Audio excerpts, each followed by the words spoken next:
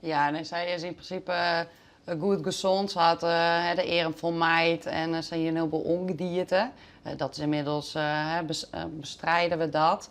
En ze had een hele dikke buik van het eten. Maar nee, verder gaat het goed met haar.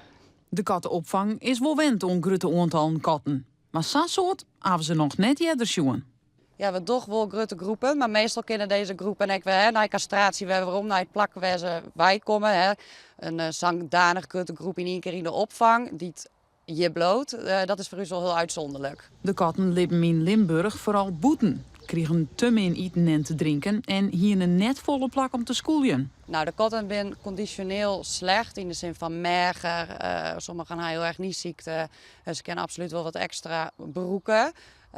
Maar het zijn dingen die net meer goed komen. Dus het gaat echt, is echt een voedingskwestie. En voor een tijdje zullen ze er weer heel oors uit.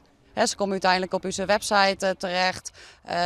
Werd ze mij een verhaaltje stonden en een foto. En hopen we dat er mensen binnen die ze een thuis aanbieden willen.